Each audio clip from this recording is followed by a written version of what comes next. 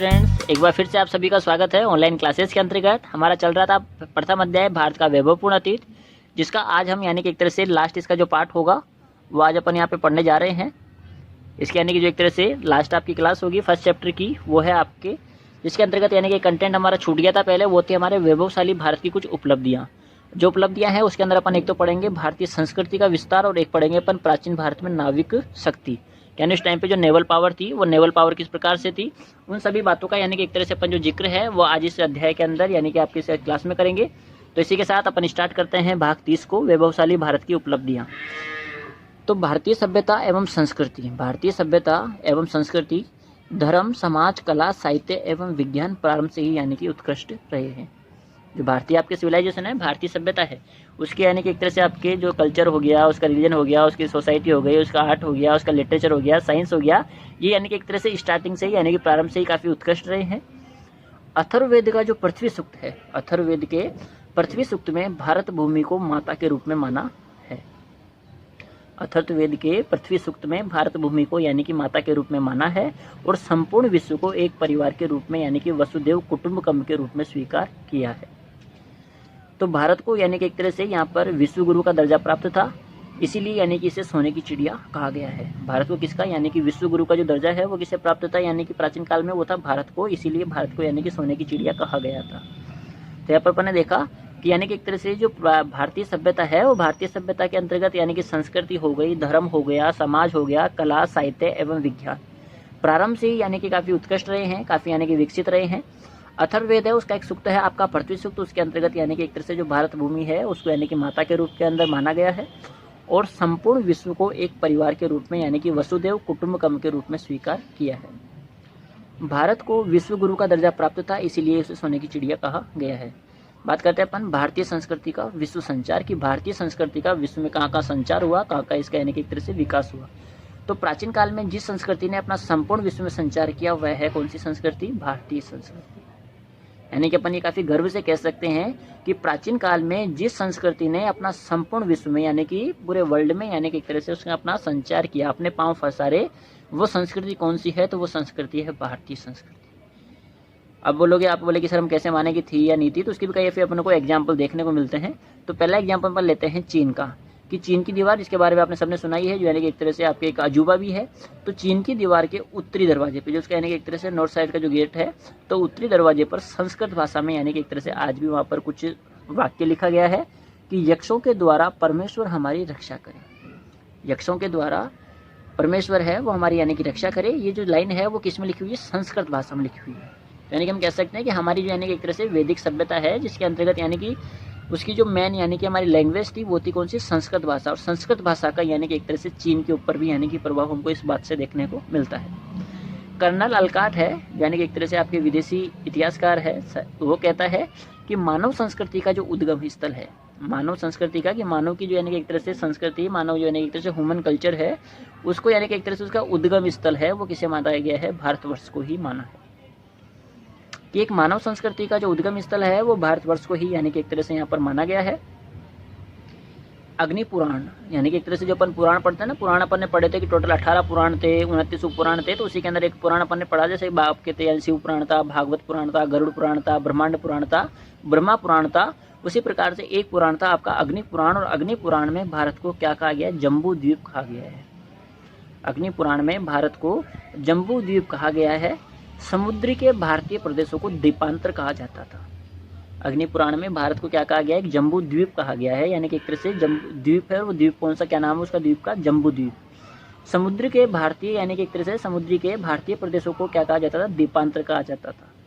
यानी कि भारत के जो भी यानी कि एक तरह से समुद्री प्रदेश थे उनको क्या कहा गया, द्वीपांतर कहा गया है। इसमें यानी कि 9 द्वीप यानी कि 9 द्वीप शामिल थे। तो अगर सांस्कृतिक भारत में अपन बात करें तो सांस्कृतिक भारत के अंदर यानी कि वर्तमान के अंदर कौन कौन से यानी कि क्षेत्र थे जो यानी कि उस समय में शामिल थे। तो वर्तमान में जैसे हमारा कंबोडिया हो गया, जावा हो गया, इसको कम्बुज भी कहा जाता है, कंबोडिया, जावा, सुमात्रा, मलया, कम्बुज, शाम, चंपा, वर्मा, लंका आदि सम्मिलित है। तो सीधा 2 नंबर का क्वेश्चन ये बनता है यहाँ पे कि जो यानी कि एक तरह से वर्तमान के अंदर कौन कौन से क्षेत्र है जो यानी कि एक तरह से वैदिक काल में यानी कि सांस्कृतिक भारत में यानी प्राचीन भारत में यानी कि सांस्कृतिक क्षेत्र में आते थे। और अगर ये पूछ ले कि दक्षिणी पूर्वी एशिया में भारतीय संस्कृति का प्रसार किन किन क्षेत्रों में हुआ, तब भी आपको यही आंसर देना है जावा, सुमात्रा, मलाया, कंबू, शाम, चंपा, वर्मा, कंबोडिया इत्यादि। इस समय की सांस्कृतिक भारत की सीमाएं अफगानिस्तान से लेकर संपूर्ण दक्षिण पूर्वी एशिया में फैली हुई थी। यानी कि इस समय की जो सांस्कृतिक यानी कि भारत की जो सीमाएं हैं वो अफगानिस्तान से लेकर के यानी कि कहाँ तक संपूर्ण दक्षिणी पूर्वी एशिया में फैली हुई थी। प्राचीन भारत में नाविक शक्ति की बात करें यानी कि ये हो गए हमारे संस्कृति का। आपने देखा कि विश्व के अंदर यानी कि आपके काफ़ी देशों के अंदर यानी कि भारतीय संस्कृति के साक्ष्य अपने को देखने को मिलते हैं, संचार हुआ उसका वो अपने को देखने को मिलता है। अब अपन यहाँ बात करते हैं यानी कि प्राचीन भारत में नाविक शक्ति। तो सिंधु प्रदेश में सिंधु नदी में यानी कि 6000 वर्ष पूर्व चलने वाले जलयानों का वर्णन विद्वानों ने किया है कि जो आप कहे यानी कि सिंधु सिविलाइजेशन थी, सिंधु सरस्वती सभ्यता थी, उस सिंधु सरस्वती सभ्यता के बारे में कहा गया है कि सिंधु नदी के अंदर आज से 6000 वर्ष पूर्व चलने वाले जलयानों का वर्णन विद्वानों ने किया है। भारत में जो जलयान बनाए जाते थे वो बहुत शक्तिशाली होते थे। वो अपन देखेंगे इसके कैसे कि भारत में जो जलयान बनाए जाते थे वो इतने शक्तिशाली थे कि वे हिंद महासागर और प्रशांत महासागर के खुले समुद्र में भयंकर समुद्री तूफानों को सफलतापूर्वक झेलते हुए 1000 यात्रियों को लेकर के सुदूर के देशों में जा सकते थे। यानी कि उस समय के जो आज से 6000 वर्ष पूर्व यानी कि जो हमको जलयान देखने को मिले हैं वो इतने शक्तिशाली थे कि हिंद महासागर और प्रशांत महासागर के खुले समुद्र में भयंकर समुद्री तूफानों को सफलतापूर्वक झेलते हुए 1000 यात्रियों को लेकर के सुदूर के देशों को जा सकते थे। इसी प्रकार के एक जहाज में प्रसिद्ध बौद्ध पर्यटक फायान दक्षिणी भारत से अपने देश चीन को गया था।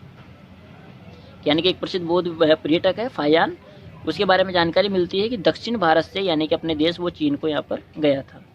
वहीं अपन बात करें यानी कि एक तरह से आपके उत्खनन में एक्सकवेशन के अंतर्गत जो यानी कि खुदाई का कार्य हुआ कि उत्खनन में प्राप्त सौराष्ट्र का लोथल बंदरगाह, उत्खनन से में प्राप्त आपके सौराष्ट्र का लोथल बंदरगाह शास्त्र शुद्ध प्रणाली से बना था। यानी कि जो उत्खनन में हमको यानी कि एक तरह से प्राप्त हुआ है कौन सा, सौराष्ट्र का लोथल बंदरगाह, उसके बारे में हमको जानकारी मिलती है कि एक तरह से यानी कि शास्त्र के अनुसार यानी कि एक तरह से आपके शास्त्र के अकॉर्डिंग यानी कि शुद्ध प्रणाली से ही बना हुआ था।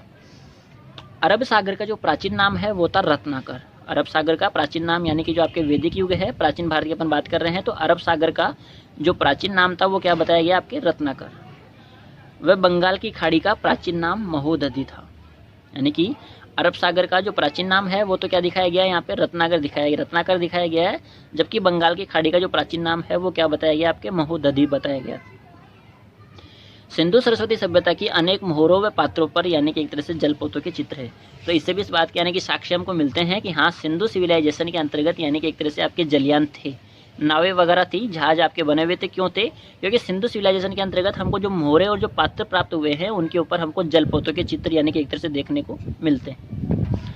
वहीं आपके सांची व बरहूत शिल्प में, सांची व बरहूत के जो शिल्प है उसमें हमको चप्पू वाले पोत जो आपके होते हैं ना, पेडल वाले होते हैं, जो पेडल से अपन यानी कि एक तरह से बोटिंग करते हैं, तो चप्पू वाले पोत व केबिन वाली नौका के साक्ष्य भी हमको देखने को मिले। यानी कि एक तरह से जो आज की होती है ना कि आदि में यानी कि केबिन बनी हुई होती है नाव के अंदर, तो वैसे केबिन वाली जो नौका है वो आज से 6000 साल पहले भी हमको देखने को मिलती है। इसी के अंतर्गत यानी कि एक मुख्य बात और रहेगी हमारे यहाँ पे, वो है आपके एक बात है यहाँ पे युक्ति कल्पतरु। ये युक्ति कल्पतरु क्या है, तो आपके यानी कि एक धार प्रदेश था, उस धार का यानी कि राजा है जिसका नाम था राजा भोज। तो राजा भोज द्वारा एक लिखित पुस्तक है जिसका नाम है युक्ति कल्पतरु। यानी कि युक्ति कल्पतरु है, ये एक पुस्तक है और किसके द्वारा लिखी गई है, तो धार का यानी कि राजा है, रूलर शासक है आपका राजा भोज, उसके द्वारा ये लिखित पुस्तक है युक्ति कल्पतरु। इसमें नौका निर्माण एवं नौकाओं के प्रकार का विस्तृत उल्लेख किया गया है। इस पुस्तक के अंतर्गत यानी कि हमको जानकारी मिलती है कि नौकाओं का यानी कि नावों का निर्माण कैसे होता था और नावों के यानी कि कौन कौन से प्रकार थे, उनका विस्तृत उल्लेख अपने को यहाँ पर देखने को मिलता है। इन बंदरगाहों से हमें मिस्र, मेसोपोटामिया, ईरान आदि देशों से यानी कि एक तरह से व्यापार होता था। और उसी के साथ साथ यानी कि जो आपके ये नाविक क्षेत्र थे यानी कि एक तरह से उस समय के यानी कि जो आपके इनके जो अधिकारी हुआ करता था उसको कहा जाता था आपके दत्र रश्मि ग्राहक। यानी कि आपके जलयानों से या इनसे संबंधित जो भी आपका यानी कि अधिकारी होगा उसका नाम क्या है यहाँ पे, दत्र रश्मि ग्राहक। प्रत्येक नौका का जो प्रमुख होता था उसको कर्णधार कहा जाता था या मासार्थ कहा जाता था।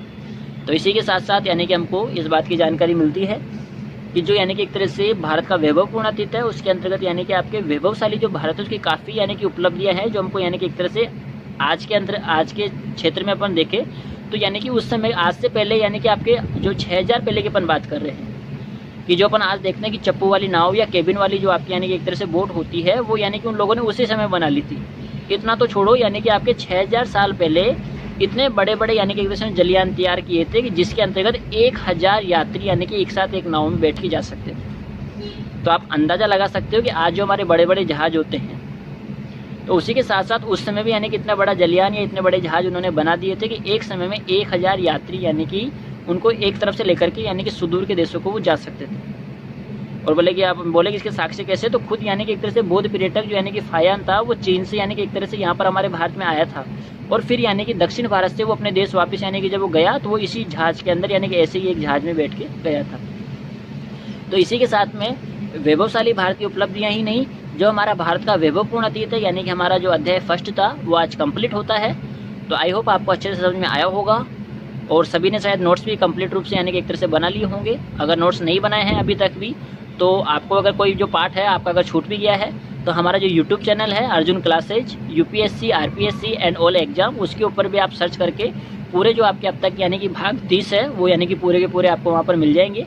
प्लेलिस्ट बनी हुई है, प्लेलिस्ट के अंदर भी आप वहाँ पे जाके देख सकते हैं कि आपका कोई भी पार्ट है वो यानी कि रहा नहीं हो, सभी पार्ट आपको कंप्लीट करने हैं। और यानी कि एक तरह से आज आपका ये चैप्टर है वो पूरा कंप्लीट होता है, तो इसके जो नोट्स है वो पूरे आपको कंप्लीट करने हैं और साथ ही साथ आपको लर्न भी करना है। तो ठीक है, आज इतना ही।